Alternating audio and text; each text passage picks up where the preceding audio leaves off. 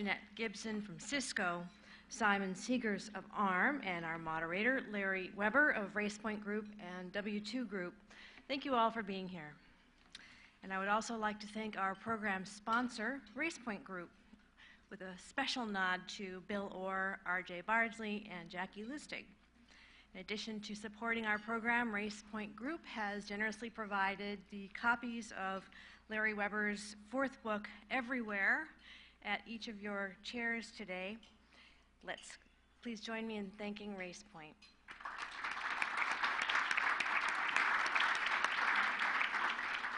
A couple of brief announcements. Next week on June 29, we present a premiere event with Ursula Burns, the CEO of Xerox, recently named the 9th most powerful woman in the world by Fortune magazine, but her colleagues and friends know her as a great leader. Burns will be interviewed by George Colony, CEO of Forrester Research. And next on June 13, we present the Women Tech Exec Roundtable event, 4th annual, with participants from Microsoft, Juniper Networks, and Andreessen Horowitz. And on July 18, we present Jeff Weiner, CEO of LinkedIn, and Ari Emanuel, who is co-CEO of the William Morris Endeavor Entertainment Group, and that program is called A Talent for Talent, and Kara Swisher of All Things D will moderate. And two final announcements. First, you'll find Twitter codes in your printed programs, and if you're tweeting this morning, please do use #Churchill Club. And also the wireless code in this room is Cabana 2011. And it's my pleasure to now introduce our moderator, Larry Weber, who will then introduce our speakers. Larry is a well-known thought leader in public relations field for over 2 decades.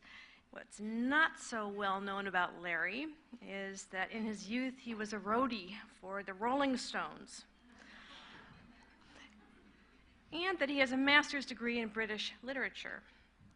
We're pleased to have him with us to lead our conversation this morning. Please give your warmest Churchill Club welcome to Larry Weber.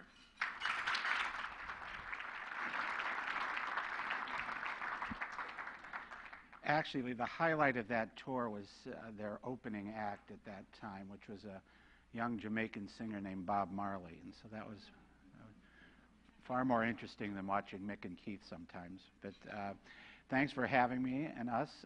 Welcome to this topic that I've been, believe it or not, looking at since 1998, social media, having made the wrong investment in a company out here called Friendster. So even though I loved what they were doing, it was a little too early. Also, I often say in my second book, Marketing the Social Web, that it was the software industry that got at least me thinking about social media. And why was that?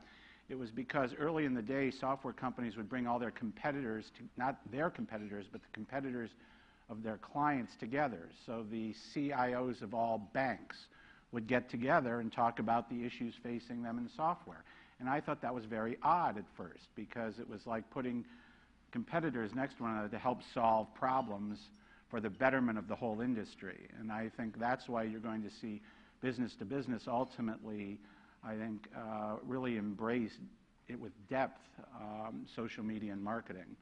And, you know, the consumer is already there. We're already seeing, you know, promotions. The hot topic of the next couple, you know, quarters is going to be digital couponing and digital loyalty. You're going to see it all over the place.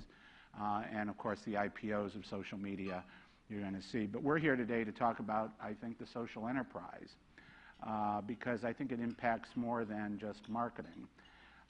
Also, as my oldest daughter reminds me constantly, she laughed at me the other day when I got up from dinner, and she said, "Where are you going?" I said, "I'm going to go online for a while." And she laughed. I said, "Why are you laughing?" And she said, "Dad, you use the word online and you're Mr. Digital." And I said, "Well, what do you use?" And she said, "We don't, we just are." So as she enters the workforce, I guess we'll see how that goes. We're pleased to have with us, let's start with Jeanette Gibson, who also has a bit of a PR background, you know, goes back into the heyday. Jeanette is Director of Social Media Marketing at Cisco, and they had a big announcement today about social and what their special website. I'll let her talk a little bit about that news that just was released this morning. Her team provides social strategy services and consulting across Cisco to expand brand presence and increase customer connections. I'd have to say also Cisco I use in the book quite a bit. I think John Chambers, who, believe it or not, was a client back in the Wang days, if anybody's old enough to remember that, was one of the early buyers of a Palo Alto software company called Five Across. And now you've seen they've bought others as well, like Tribe, and you've seen a number of businesses start to acquire. You might have seen Salesforce buy Radian6. So there's something happening in the business-to-business social world. Thank you for being here, Jeanette. Simon. Simon Sears is U.S. President and Executive Vice President. What a title, Simon. Physical IP Division ARM. Yeah. More important, he's with probably the hottest company, I think, on the planet. ARM, of course, has a different business model and is, I think, the next Intel in a good way. And in the 2 decades Simon has been at ARM, he has overseen the development of technological innovations that have helped make ARM the leader in semiconductor IP that can be found at the heart of 90% of the world's mobile devices. Congratulations on that, Simon, and also on the last few years of how ARM uses social. We'd like to hear a bit about that as well. And Michael, it's always, my Cantonese is not good, so Michael, Chui, how was that? It's okay. It'll do for here. It's early, right? Yeah, your mother wouldn't have liked it, I don't think. Senior Fellow and Principal at McKinsey's Global Institute. Michael leads research on the impact of IT on business, the economy, and society. He has served clients in the high-tech, media, and telecom industries on strategy, innovation and product development, IT, sales, marketing, M&A, and organization. Thanks for being here, Michael. Let's start with just a few minutes from each of you on how your organizations, and in your case, maybe, Michael, what you're looking at in other enterprises, because I'd like to keep at least the beginning topic on what I call in everywhere the social enterprise, how you're starting to build a more open, transparent, radically innovative kind of company. And to be polite, Jeanette, why don't we start with you? Sure. Thank you very much. Good morning. Thank you for having us and everyone to be here. I'm Jeanette Gibson. I lead social media marketing at Cisco. And, Cisco's a tech company, so we want to communicate with our audiences in tech ways. So for us, it really started with blogging back in 2005 and have really emerged. So, I have the lucky job of leading our social media marketing team, and really it's about how do I help corral all the efforts across Cisco. So we have hundreds of social media practitioners at Cisco because we want social to be part of everybody's job. Everybody's job is social. There's not just one person that's doing this. So to your book, how you talk about it's no longer just PR and marketing, it's in support and engineering. So we're focused on how do we make sure we take together the best practices, training, infrastructure, tools in our social media marketing group to enable this kind of hub and spoke, where my group operates as this kind of best practices and really enable those practitioners across the business. So there's lots of activity going on, and we're always trying to do something new, and that's what's really exciting and helped us kind of stay ahead of the game. And to your point about the announcement we had today, it was really about taking the newsroom and shifting it on its head so that our newsroom.cisco.com is now no longer just a newsroom with press releases, but contributing articles, blogs, opinions. How do we really think about how do we communicate and get more impact and get more conversations? Because that's what we're looking for, is how do we drive conversations? Simon? Well, morning, Larry, and thanks for the nice things you said about ARM, and good morning, everyone. We're actually a pretty small company, and when ARM was founded just over 20 years ago, our CEO and the founding team really focused the company around partnership. We realized we couldn't do everything ourselves, and we were going to have to build a very strong network of partners. So that was kind of the ethos from day one. So in some ways, for the last 20 years, we've been acting as a social enterprise, trying to build this community around what we're doing, and really take away any barriers to adopting our technology in the design of an SoC. As the company evolved, we've built up an annual partner meeting where we invite all our licensees and ecosystem partners over to Cambridge. I think you've been to that, Larry. We do that once a year. It's become a huge event, and we see people who compete with each other actually having conversations around the barbecue table about things that they're doing. Now, over the last couple of years, we started to look at how we translate that more into a formal marketing program, and working with Larry and his team, have developed a kind of social media engagement, developing blogs, developing Twitter channels, all of which are now getting some pretty impressive numbers of followers and impressions. So we're doing that to kind of drive outwards through our partners and what we call our connected community.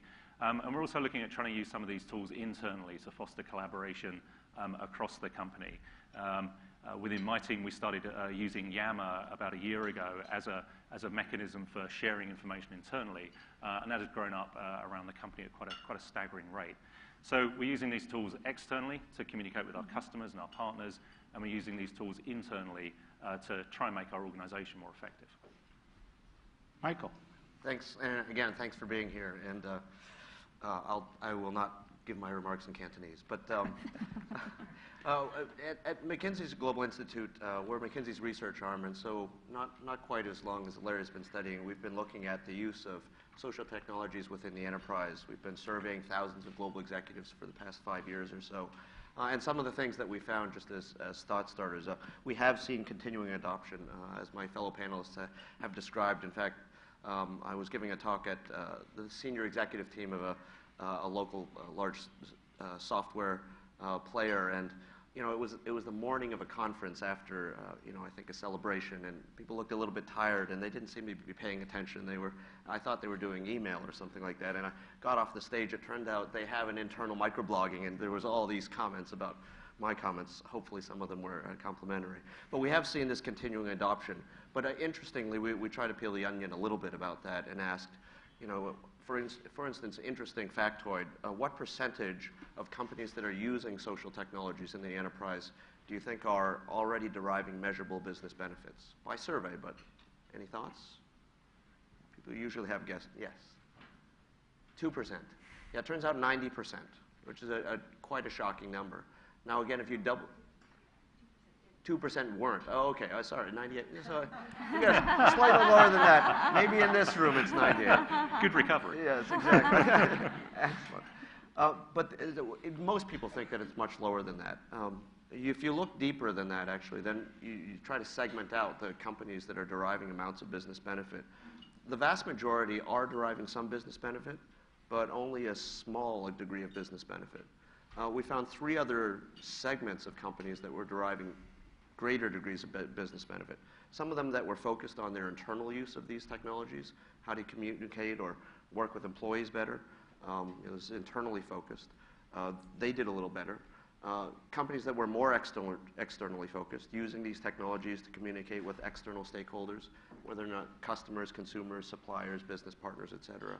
But what's interesting, and it harkens back to the title of this discussion, is there were a very small group of companies who use these technologies both for their internal and external communications and interactions, who had a far greater degree of benefit than even those that were focused on a particular set of stakeholders. And these fully networked enterprises, we think, are starting to learn about how they're using their social technologies, both internally as well as externally, and potentially are accelerating their competitive advantage as a result. So we think that's a pretty interesting finding, one that we're going to continue to investigate. Let's stay on that thread a little bit. One of the issues I get from C-level executives quite often as I roam the globe is the way companies should be organized to be more effectively a social enterprise. They often, even though they're trying to be advanced and using the sophisticated platforms and tools, they'll still have the director of advertising, the director of product development, the director of PR. What have any or all of you seen around the way we should organize around the new social platforms tools? I mean, at last count, I think there were over 1,000, social media platforms, tools, et cetera. So, Jeanette. Yeah, that's been a big focus for us, because how do we collaborate amongst all of the groups across Cisco? With 75,000 employees, we want to make sure we can rally the troops and get people organized. One of the things we've done is have very few select boards and councils that have brought that together. So, for example, we deployed a communication and collaboration board internally that was led by our head of IT and our head of corporate communications, and really strong partnerships with IT and marketing as well. And so one person from each functional group was on that board. So there are about 30 members. So it'd be head of manufacturing and finance. They all had a seat at the table to say, what are these new tools? How is it impacting my employees? How can I be more efficient and more productive? So that's helped driven when we saw Yammer usage internally. We ended up acquiring a company called Jabber, which is incorporated in our social software suite now. So really having everyone have a seat at the table, even if you are in a different group, to say, how is Yammer affecting the way we work? How do employees want to engage with each other? So that has really helped drive that accountability into each organization. Simon, how about in engineering? I mean, that's so important to what you all are doing, obviously. Yeah, I mean, when we started the Yammer activity, we were really expecting that people out in the field would be kind of posting comments about, I just went to see this customer, or I just saw this thing. And actually what we've seen is a greater adoption amongst our engineers. We don't have 75,000 employees or anything like it. We're only a modest 2,000, but they're still spread around the world. I have a team here in San Jose, I have a team in Bangalore, and that is the worst time zone difference to work across. So people are, and as a result of that, you see a lot of inefficiency. And I think this is common across all organizations. There is wheel reinvention going on right now across ARM, across Cisco, across all organizations. And I think there's a lot of scope for these tools to prevent that. People don't, they don't know who to go and ask about a problem they might be facing, but they're pretty sure it's already been solved before somewhere in our company. And I think there's a lot of scope for getting some further efficiencies by using these tools and just sharing people's experience, providing forums that they can discuss issues, and just learning from each other. Now, I'd say we're on the very early stages of that. Yammer has been very popular, but it's been quite unstructured. We put it out there, people have started using it, and we've seen some interesting results so far. And I think what we're doing right now is looking at, okay, how do we put some structure behind this? Driving some cross-functional teams, looking at these problems and working out how to do it in a slightly more ordered way. But early stages for us right now. Michael, have you seen any best practices emerging? Well, I don't know if they're best practices yet. This is probably to copy a phrase, a set of next practices that are coming. I mean, let me pick up on the thread that Simon mentioned, which I think is pretty interesting. As we looked at it, oftentimes, as we looked at organizations that were adopting social media, oftentimes the senior leaders of the company didn't know ahead of time, or their hypothesis ahead of time about where it would be most used actually wasn't correct. And so we do have the fact that it is a bit of a bottoms-up technology often means that it is difficult to know where the greatest value is going to come, and organizing around it might not be easy to do ahead of time. I don't know if you've found a similar type of thing, but it does require support from senior management that this is important, this is going to be valuable, but you often don't know where the value is going to come from. In terms of organization, we often find that organizational questions are very idiosyncratic to the particular organization in which you're trying to adopt them. That being said, where the boxes and lines go in an organization, who's reporting to whom, et cetera, some of it is helpful, right, to formalize the commitment to it. But the other thing about these technologies is you really have to understand the informal ways in which an organization operates, those connections that are created between the organizational silos that are formal parts of the organization. And that's often where a lot of the power and the unexpected value comes from of these technologies. Part of the research for Everywhere, I stumbled across a site called Innocentive. I don't know if you're familiar at all with Innocentive, but I'd love your comments. It's a very easy description of what they're doing, but they're extremely, right now, successful and doing well. And a company like IBM, this is a true example, has a glitch in one of their software divisions that they can't figure out. They've done all the internal with engineers and et cetera, and they decide to post for $250,000 on Innocentive. Anybody that Innocentive touches with, which includes professors at universities around the world, et cetera, for an answer to this problem. Turns out a professor out of one of the engineering schools at the University of Australia in Sydney comes up with the answer. They test it, they vet it, it works. They send $250,000 to this professor. They keep the IP and the software is working just fine. Observations? Well, that trend around crowdsourcing is something we're absolutely seeing become the sense around it's not always just invented here. There's got to be innovation that comes from outside the company. So at Cisco, we have a program called iPrize, which is similar, where we put out a contest or put out a challenge externally to say, help find ideas around how networking can improve education and healthcare. And so we actually had people submit business plans. So this wasn't just submit an idea to say, wouldn't it be cool if you could recycle my router or something. It was, what are some real business plans? And we did give away $250,000 to the winner. It was a really long process over about 6 months, but 3 students from Mexico won. And the idea is something that our senior management team is now looking into. How do we implement that? So the idea for us is, how do we get to the next billion-dollar business by using this approach? And how we got into smart grid, for example, is through some of the feedback outside the company. So we're going to see more of this trend for sure. And we used, I know Spigot was the platform we built it on, and then we developed that internally, but there's a lot of really exciting, kind of this crowdsource initiative out there that I think we're going to see even more companies leverage. Simon, reaction? Yeah, crowdsourcing is clearly an important trend, and I think it's important for managers to realize that they are not the smartest people on the planet, and there's billions of other people out there who can probably help you solve your problem. I think what's interesting though is how it's great if somebody says, here's a fantastic idea that you can then go off and turn into a billion-dollar business. That's pretty generous, and at some point someone's going to go, hey, that was my idea, and I'd quite like a cut of that. So I think getting the terms of engagement correct on that is very important. I mean, actually, this crowdsourcing thing's been around for a while. I remember about 10 years ago, there was some website where if you were being sued over some patent, you could put it up there and ask for people to donate prior art to try and knock the patent away. And that seems to have disappeared, so there was obviously some legal issues over that. But it's a fantastic idea at the time, I thought. Yeah. I mean, you bring up an issue that could have a whole day conversation, is the future of legal, and, around all things social, especially in highly regulated industries. But Michael, your reaction to, even beyond the crowdsourcing, but this idea of more of an open innovation that... Yeah, let me pick up on that, because we are seeing, things like Jeanette's organization is doing, Simon's doing, and crowdsourcing in general, whether it's in Incentive or people have probably heard of the Netflix Prize, et cetera. This idea of using contests or crowdsourcing is quite powerful. The interesting thing about it, though, when you look at crowdsourcing of these types of contests within the scope of broadly social technologies, it's exceptional for one reason, which is that it is the one type of interaction in which paying people to interact in a social way seems to work the best. For almost all of the other ones, the sort of, formal mechanisms about trying to pay people, contribute to the blog, we'll put that in your, in your MBOs, or that'll be part of your objectives. Those types of incentives tend to work terribly for most social technologies, except for contests and crowdsourcing.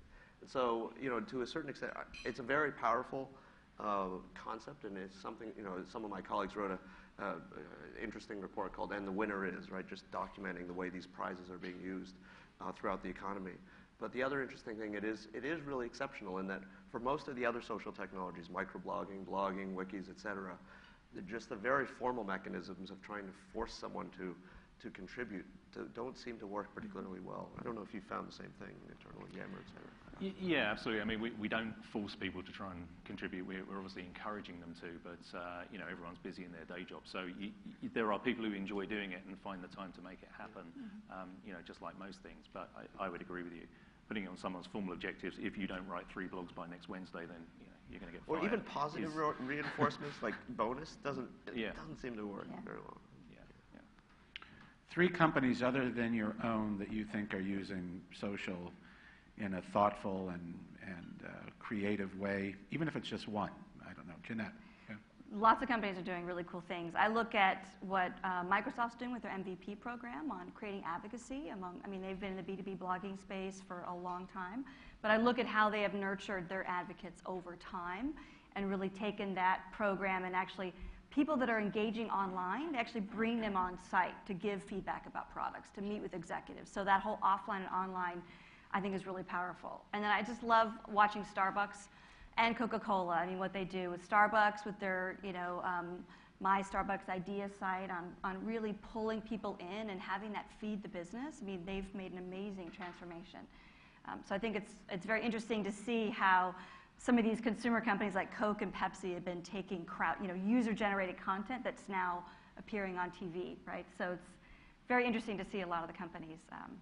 There's so many, but in Southwest Airlines, I love how they have taken their blog the Nuts About Southwest blog and really put their culture through, where they have someone from HR, someone from PR, someone from engineering, someone, contributing to that. Boy, talk about getting the voice of the employee, the voice of the company out there. So.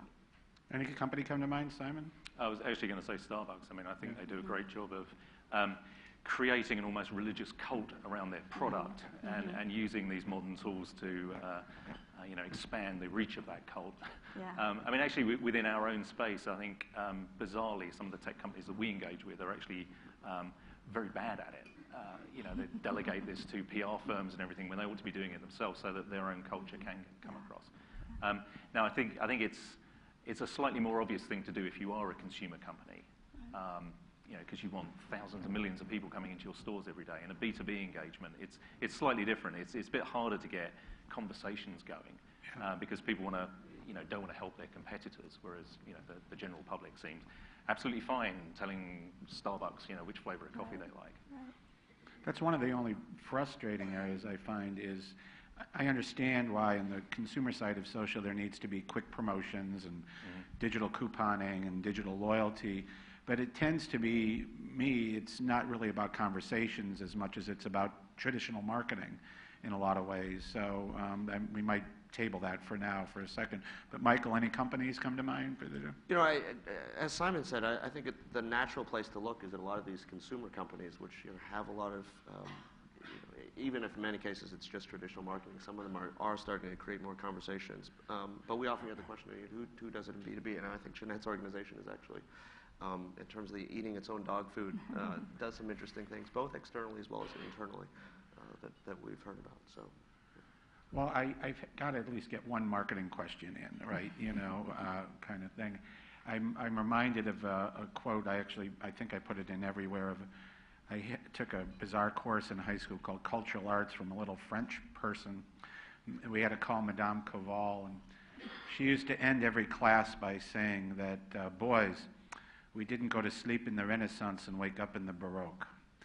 And with that in the background, all right, I'm just blown away that we'll have a record spending on network television this year of $160 billion, of which half at minimum is TiVo'd or DVR'd or whatever you want to call.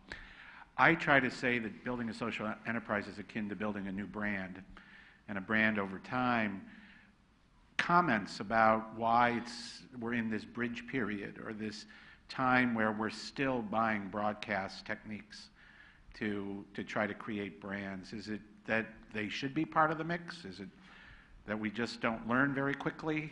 Michael, let's start with McKinsey, because you are the largest marketing advisors probably on the planet, so. I mean, one interesting thing is you're absolutely right that there's been a real bounce back on the broadcast purchasing side. At the same time, online, including social, some non-social as well, has increased, and print and others have really. So there's been this sort of barbelling, I think, in terms of spend. There is real value in getting to a broad audience, and people are finding tremendous value in online as well as social marketing, partly because of measurement. I think the real challenge is how do you integrate those things, and it's got to be more than just come visit us at Facebook at the end of a 30-second spot, right? And I think companies that really start to crack that code about how you integrate the media are the ones that are going to be truly successful. But folks are seeing some real value in buying a spot, in a traditional way. But I do think a lot of companies are struggling with how do we integrate these different channels and try to make the television spot. How do you create that in an interactive way?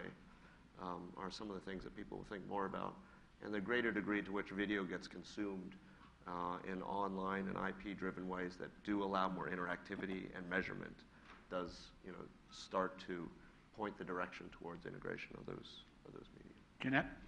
Your point about integration makes me think about how we look at YouTube videos and TV, and brands are creating content specifically for that video, medium, specifically for what's on Hulu, specifically for how you integrate TV. So I think it is the traditional marketing mix is being heavily influenced. I mean, look at how much we all love reality TV. I don't know, but I love all the reality TV shows, and we want that sense of connectedness on television. So when I mentioned Pepsi, you know, with their Doritos campaign, with those commercials that were, it was a contest for people to submit their own commercials. They paid millions of dollars to put those on television. You know, when I was talking to someone at the International Hotel Group yesterday, and the photos in all of their traditional marketing campaigns are pulled up from Flickr, from people that actually stay in their hotels and say, here's the picture of the hotel. It's not the hotel taking it. So I think it's a shift about where the power is now, that you want marketing to reflect your audience. And TV is still the broadest medium out there. I mean, I have this conversation internally all the time, like, well, should it be all social or all TV? No, it's got to be a mix. So I think we're at this stage where we'll figure out, you know, what consumers want and how that mix goes. But lots more young generation are doing a lot more internet streaming, right, and just watching online. Any thoughts, Simon, even though I know this isn't your... Yeah, well, I mean, ultimately, people still like the content. And it's convenient and high quality consuming it on a big screen TV sat on your sofa versus on your laptop or your tablet. So people still like the content. You know, the increase in DVRs is, you know, clearly going to continue. The trick for the advertisers is how to keep people interested in watching their adverts so they just skip through them. You know, Coke getting consumers to submit them, you know, it's just going to bring a different slant to it than the traditional boring advert. You know, I know you're trying to sell me something. When I know you're trying to sell me something, I really, you know, don't want that, so I'm going to wind through it. And I think the other trick is how you build an engagement around the main content that you are watching. At CES this year in January, when Microsoft were doing their keynote, it was very interesting looking at how they're using Connect and where they see that going as a kind of natural way of interacting with your big screen in your lounge room. And, you know, just thinking about how that might play out over time, how they might bring content around the main thing you are watching to increase that, you know, to keep you watching it, basically. Although, Simon, you might like this, actually, in terms of consumer behavior and video consumption, which is that some of our research shows that even when someone is sitting in front of a big lean-back television, if they have a smartphone, they often will end up consuming video right on the smartphone. We're not sure why. Maybe it's because you're sitting in front of a huge screen. So it's an and which would be good for you, I think. I'm glad you all brought that up because at the end of the day, what this is about is really having a more sophisticated approach to content creation, content strategy, and spending time, no matter the category, is because content's become the new bait, not the funny ad, you know, at least in my opinion. So doing that. A couple more questions, and we'll, you know, take some questions from the audience, if that's okay. One is sort of not quite social, but I've been surprised that we haven't gone more deeply into social search. Now, we might have a different definition of what that is. I sort of view it from the pioneers out in my neck of the woods in Boston, the travel site TripAdvisor, and who really pioneered this idea of, well, before I book that hotel, I want to hear from people that stayed there. Did you really like it? Not just a review, but, you know, direct communication. When do you think the gods of search are going to sort of help us with, you know, some deeper understanding of social search? Michael, you want to grab that? Yeah, if you look at the referrer statistics, you know, clearly a higher percentage of referrals to websites are coming from, let's call it broadly social media, as opposed to just purely social search. So that's, you know, that behavior is already happening, that more people are going to a place because they saw it on a friend's Facebook feed or what have you. So that's happening. In terms of integrating search into search algorithms from the large search engine providers, that is starting to happen as well already, as you've probably seen announcements of various types from them. So the degree to which it's happening, you know, unclear because, you know, we don't get to see the algorithms underneath, but it definitely is happening. Any thoughts, either Jeanette, Simon? Yeah, I mean, I was personally looking for to get British passport photos done the other day, which is not easy when you live in Why, California. is it a different size or something? They are a different size. Of course. Completely different. Yeah. Search turned up a bunch of Yelp recommendations. I mean, it was, so I'm reading it going, okay, I'll go to that one. Yeah. So I think that is already happening. Yeah. Jeanette? So, I mean, I think that, you know, Google is your new homepage, right? I mean, people are not necessarily going to your homepage, they are searching and looking for information, so that the more companies are aware that you need to optimize your content, how do you make sure it's more discoverable, people want it whatever medium they're in, whether it's an app or on your phone. So we're constantly, I think that's shifting the marketing mix too, is I go to Yelp all the time for reviews. So believe it or not, people in B2B look at reviews as well, right? So I think that's very important. Who's already Googled once today? Oh, you guys are a sleepy crowd. I could make a geeky point about social search too. I don't know if they're engineers, right? But if people are familiar with PageRank, right, which was some of the innovations around early Google, it ranked relevance based on how many links were made to a certain page. That's actually a type of social, right? Because the number of links reflects how important people think it is. So. Who's been on Facebook this morning? LinkedIn? Looking for a job? All right, who's tweeted this morning? Anybody on Foursquare anymore? Is your house being burgled at the moment? I personally believe, that social is going to have a larger impact on our society than television ever had. If you look at the history of communications, over time, each new development has had a larger impact as you went from telephone to radio to television to, social. But I continually get the big question from the C-suite. How do you measure this, Larry, so that we can tell if we can do more of it? Any thoughts on measurement, gang? You can measure everything and anything with social. This is the challenge, is what's your objective? And then how do you tie that measurement back to your objectives? So we spent a lot of time looking at engagement and how are we engaging the right people, looking at our core customer audience, what are the engagement measures there, looking at sentiment and reach. But it's no longer about the activity, how many followers I have, how many fans, but what is the engagement that you're getting with those folks? So that's more of the discussions that I'm having now. It's no longer, I need those fans. It's what am I doing with them? How am I converting them into leads and driving it down the funnel? I agree. I've been pushing this concept of cost per engagement, but nobody's biting, So, but I agree about the engagement idea. Yeah. So, any other thoughts on measurement before? Yeah, we are measuring engagement in the same way, and you look at the number of conversations, number of messages you get back, the number of comments you get, and so you can measure all of that. I think the harder question is, am I getting return on the investment of doing this? So, we can generate statistics, coming out of our ears, but and it all looks good. The numbers are going up, the engagement's going up. The tougher question is, are we getting more business as a result of it? And that's, I think, an even harder connection to make. I mean, my only quick comment on it is that, I don't think we nor our clients have completely cracked that code in terms of how to measure. But the fact is, compare this to previous media. The ability to measure actually is there, and so we have more possibility to figure things out than we ever did before, where, with old ways of measuring the impact of media. One last thing, it's sort of a tangential one, but I think it's critically important for our society, is we might have called it in the past corporate social responsibility, but I'm referring it to now more moral purpose, and how you integrate moral purpose into a social enterprise or a company.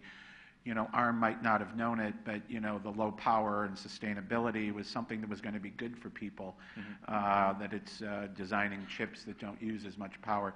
Cisco's done a lot around, moral things that it integrates. And how do you see the whole social enterprise moral purpose creating a way that, creates a better enterprise that is better for the human, race, et cetera, and maybe how you guys are thinking that, and maybe if you've seen any clients that have looked at that, and then we'll take some questions from the audience.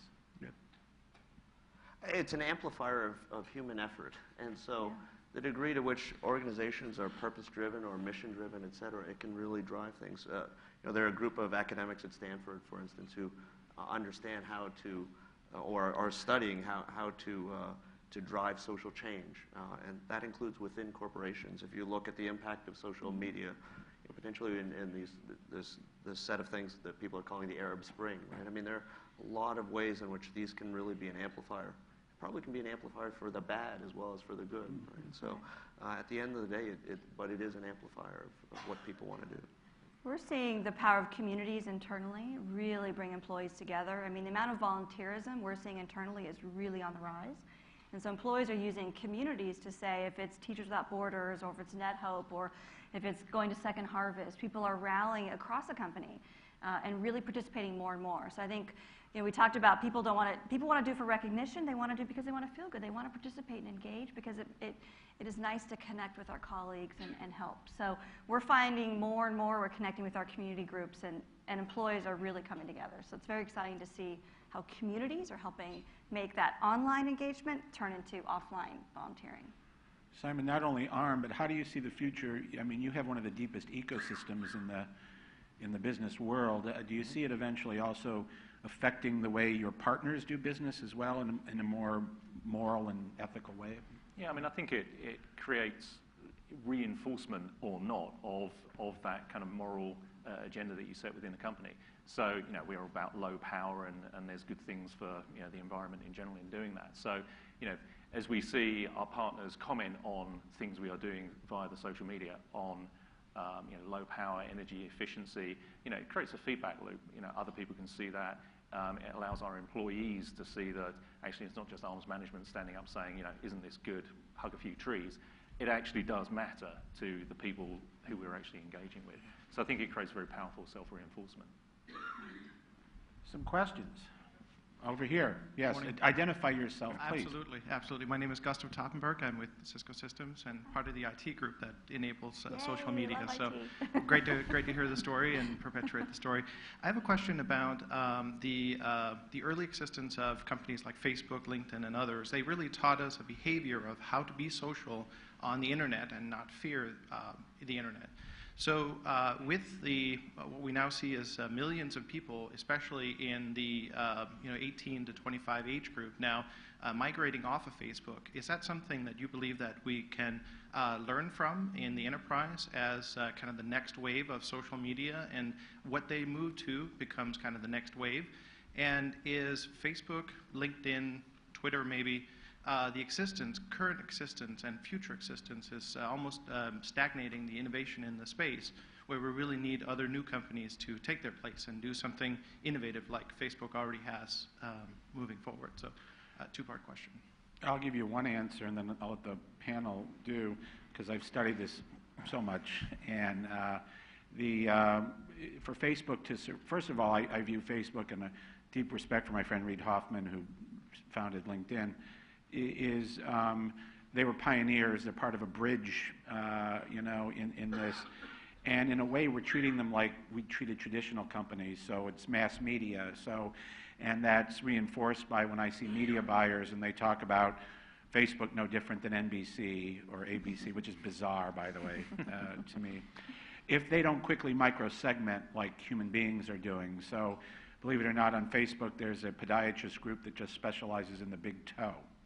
All right, so if they don't start to micro-segment extremely quickly, all right, Java developers within SAP environments, okay, that kind of stuff, that's where you're going to see, new, innovative, new next-generation social coming up, I think, is one, issue. So we're going to have to really play that. And then I think the only other issue I see about this next again is a whole, and this is where the venture community is probably going to get excited again, but you're not going to get the 100 million like a LinkedIn get, but if you get 5 million of really great mechanical engineers focused around specific topics, I think that's where you're going to start to see, again, this sort of micro-segmentation. But that's one answer or direction I would go.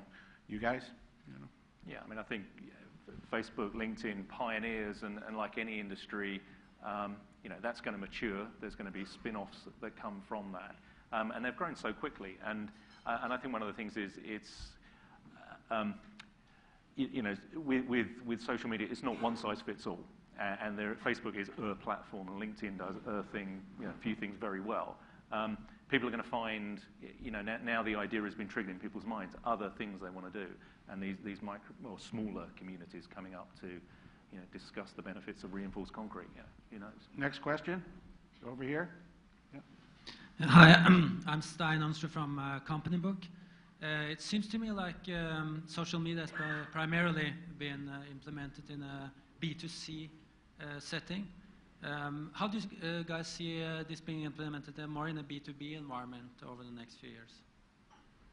Well, I'll just comment because for us, the connection we have with our core fan base, being those network managers, is very deep conversations in communities, and I think we're only tapping the surface of how B2B is interacting with communities. So our support community, for example, has thousands. We have 1 million page views a month of our support community. So our customers are helping each other, and we actually have almost, now we have about $65 million in savings a year just for case deflection alone, because those responses are answered in the community. So for us to be able to tap into the power of community, I think is going to be even more realized with B2B. That's kind of our big thing. And I think mobility, the more we can see B2B follow their customers wherever they are, boy, we're just tapping the surface on what's coming up with mobile And I don't apps. think it's going to be any different than regular life. I think you aren't even going to call them social networks. You're going to belong to 8 or 10 every day, you know, and it's just like life. You're going to have 2 or 3 that are related to business. You might have one. If you have diabetes, you might have one community for diabetes. You follow, you know, I guess it's not the Red Sox out here, but, you know, you follow the Giants, you know, that's where it's going to start to sort of integrate. Next question over here. Yeah, back here. Yeah, my name is Frank Lundquist, Chief of Staff. Both in personal and in enterprise, it seems that we're now becoming individual media companies to some extent.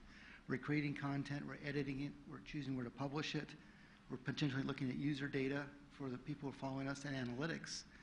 And I guess my question is, so far we've been relatively immature and kind of hit and miss, and some people have had some process excellence and be able to be very successful at it, but it doesn't seem like we've had some real solid formalized training or professional excellence in being able to be the best at social media communication. So I'm wondering, what's the next step? You know, we go through college, we get training, we get on our different expertise in terms of career content or professional content. It seems like we're missing this gap now about how to use these broad spectrum of tools where it's appropriate. So sounds like a 2-part question around just education in general around the building of social and the use of social, and then maybe the analytic software platforms, which are quite abundant, but also vary in quality and et cetera. Well, that first thing, I want to agree with this point, right? That, you know, there's this trend, I don't know if people have seen it, this E equals MC, right? Every company becomes a media company, and potentially every personal brand has to become a media brand as well. And so I think that's absolutely right. In terms of education, it's challenging because this is, again, a set of next practices as opposed to best practices. We're all learning as we go along, but you know, there are things that we can learn from traditional media as well as the pioneers in social media as well. And I do think that it's an extraordinarily important capability that people as well as organizations are going to have to, every organization is going to have to learn, whether or not you sell routers and networking equipment, et cetera, or semiconductors. And I'd note that, you know, both my fellow panelists are B2B companies, so it's clearly relevant. Right. I would just mention that some of the skills exist anyway already, and actually social has let more access to people to do things. Now you don't have to send an expensive video you know, group to Cairo to look at things. It's already done on flip videos or cell phones for you, and it might not be the beautiful production that we got on CNN or CBS, but it definitely told the story and built the narrative and had the impact. So I think there's a lot of things that we already have the skill set in. We've lost 50,000 journalists in the past 18 months, and most of those have been hired by corporations to write and build content. And, you know, so there is a sort of reassigning of a skill set, but I do think some of our top universities have to be more understanding of, you know, the impact and the use of this. So, next question. I'm Melissa Chancellor with Tex 100. There was some talk around internal collaboration tools, and one of the obstacles we've struggled with our organization and also some of the brands that we work with is mass adoption. So understanding what the benefits are of such tools, but starting out using a tool such as Yammer and it works to begin with, but then people start dropping off, and then it kind of becomes obsolete in the organization because people then turn to email, defeats the purpose of it. What would be your advice to sustain it? I think weaning people off of email is incredibly difficult. I mean, it surprises me that, you know, we hire graduates out of school now who are allegedly grown up with all of this stuff, and they still like sending emails every day. So I think it's important to establish that you're trying to use different tools for different styles of communication. There's a time and a place for email, and there's a time and a place for other things. But people absolutely want to find more efficient ways of connecting. In our internal intranet, the most visited thing is the online org chart, where you can go and look somebody up, you can get a photo of who they are, you can see which office they sit in which building, in which country, and it helps people, put a name to a face, and it helps people work more closely together. And our staff are asking for, let's expand that. How can I find out what people have worked on previously so I can direct people in the right way? So there is a need for that. I think I would agree with you that just throwing tools out there and seeing what works and what doesn't you're going to go through the trough of disillusionment pretty quickly. But there is an absolute need. All of this stuff is in its infancy, and we're really yet to see what's going to work well. But I think it's important that we just keep experimenting. Could I jump in here? We actually studied this extensively because that description you just described, which is this jump and spike in adoption because there's excitement about a new thing, and then this gradual. So we wrote this article, 6 Ways to Make Web 2.0 Work. I think the one key one that I'll call out, there are 5 others, is this idea that what's in the workflow is what gets used. So unless the use of these social technologies is embedded into what people do on a day-to-day basis, if it's not, if it's just one more to do on someone's very long list, no way it's going to be adopted in the long term. To create a critical mass, you either have to change the workflow or change the tool, or maybe both, but it has to be something that someone uses as part of their day-to-day workflow. Otherwise, you're not going to gain critical mass. I also think it's behaviorally driven as well. I mean, even from the past, if you look at things in context, you just don't keep throwing tools at people. You have to talk about the job that needs to be done. That's why I like what General Electric's doing right now with their internal system it's a social platform called Market, and that's where you go, and the context is to find answers to problems within GE. So it isn't a tool per se, it's an actual community of communication. It's a place you go digitally. So I think it's a change in tactical thinking, really, that you just don't go to grab the shovel or the rake. It's, I got to figure out a way to get this garden moving, So that's a different way of looking at it than just tool after tool after tool, Yeah, absolutely. You've got to define the problem that you're trying to solve and then provide a technology solution to that Correct. problem, not the other way around. And it is all too easy to just throw technology. There's got to be something there that you can't get elsewhere. That's kind of what we're living with our internal communities is our executives will give updates about planning, hear from our CMO. It's only in the community. It's a 3-minute video. If you want the update about how that's going to impact your plans, you need to go into the community. It's not going to be sent out over email. So there's got to be some shift in how you distribute information. So for us, I know that I get a huge amount of value about going into our communities to answer HR inquiries, to get updates from executives. So that's been a behavior shift for me too. Next question. Hi. Hannah Plaxon from Yahoo, and my question kind of builds a little bit on the last question. As organizations are more siloed in international locations, and they are having these time change issues and collaboration issues, adopting becomes so much more important of an internal social network and resource sharing, really, for a company that maybe doesn't have that structure, but it almost needs to be required. And there was some conversation earlier that you can't require it, but if it's genuinely a needed tool for teams to collaborate internationally, what recommendations do you have for getting that started and getting the resource sharing going in a new platform? One of the things that we've seen is if we are involving our international teams in the beginning, as opposed to saying, here's our plan, go ahead and execute it in the theater, we're getting a lot more success. So sharing early plans, posting in our community, asking, we'll try and have a call to try and sync up, but then I look for engagement and discussions in our community, and then we go back and we incorporate that. So we've had much success with some of our European and emerging teams by them feeling a part of the process early on and being able to give that feedback and seeing that asynchronous communication in our tools internally. Then they realize, okay, I'm a part of this process. I have stake in the game here. So they are more incented to make sure that we have a better quality at the end.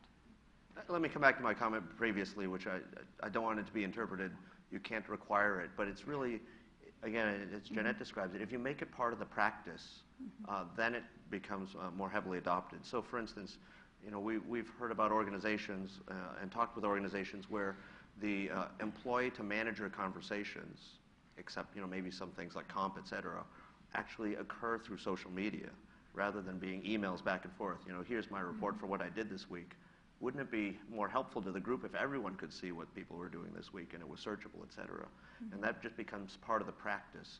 And so in some sense it's required, but not because someone's rigidly saying the rule is. It's more like this is how we're going to work from now on. Hi, Mani, with a company called Kwanzu, and just wanted to get your take on a couple of things we've seen relative to B2B. So for B2B, first thing we're seeing is that we're seeing pretty strong ROI when you connect email marketing campaigns to social. So we've seen that they're very effective ways that you can actually engage your prospects through email. And then actually, to follow up on Michael's comment, we've actually seen that incentives do work, but in specific use cases. For example, if it is a conference or an event, which is a paid event, if you offer a discount, people are willing to put a tweet out or a Facebook update say, hey, I'm going to go to this event, because they don't feel it's an endorsement of the event. They're not endorsing a product. So, so just wanted to see if you have any comments on B2B. As I said, connecting the email to social, we found, is a very interesting way to double your email reach and increase, much more social, and also drive social interaction. Well, permission-based email is one of the most overlooked marketing tactics right now, but that's, yeah, I think, yeah, you're going to see. But you guys are using, so maybe, yeah. Jeanette, you're probably the best one to answer this. Well, I mean, you bring up a good point about how do you integrate traditional and new social techniques. So just by adding follow us on Facebook or share this in the email, we're getting to see the patterns of people that are coming to fan us on Facebook, people that are liking us, a page on Cisco.com, and then emailing us from share this. So we're seeing lots of integration, and the more we can tap into those email databases, boy, that's rich information. But now that we're getting people on Facebook, you get even more. You get all their friends, you get their social graph. So it's about connecting to the customer's social graph and understanding where they want to be engaged in whatever medium makes sense for them. So the more we can integrate, I'm glad you brought that up, because that's very, very important. Yeah, I think it helps you do the email then in a more targeted way, right? Nobody likes getting unsolicited email, but you do like getting an email that's relevant to what you're doing every day. So I think the data you can mine from the social interaction helps you do the email marketing in a more targeted way. Just to say, I think it's a good point. That's a great exception. That being said, the type of social engagement you're getting there is, I'm going to the conference, or it feels a little inauthentic as opposed to a complete interaction and discussion and conversation, et cetera. So it's effective, though. Yeah. CG, one of the things that obviously is a challenge with social media is that it can be a total time suck. So I'm curious in your organizations how you're evaluating its impact on employee productivity, and are you seeing more benefit than decline, and how are you measuring that? We're seeing an increase in employee productivity, and I know research shows that if employees have access to social tools internally, they have 26% more productivity. They actually have higher employee retention because people feel like my employer trusts me. And people that are going to be wasting time at the water cooler would do that whether they're using social or not. So I think this is just human nature. So the more we can recognize that there's work-life integration, and if people are going to update their, to your point about the diabetes, you may be on that, but then you may be on a community for Jive. So you're going to be updating your social network personally, but then also checking in with a brand or something, Groupon you may be looking at. So we're seeing it all integrated, and it's very powerful because, after all, we're all people, and people buy things, and we engage with our friends as well as our colleagues. Well, I want to thank everybody for coming. I want to especially thank Simon and from the Great Harm, Jeanette from Cisco, one of our great leaders, and of course Michael from McKinsey, who keeps giving us innovative ways of thinking about work. I wanted to thank you all. I want to thank Racepoint, which I have to say is one of the more innovative companies I've ever worked with. I sold my name in PR too, so I couldn't use it. And I want to thank the Churchill Club for their 25 years of intellectual leadership out here in the Valley. thank you very much, and thank you for coming.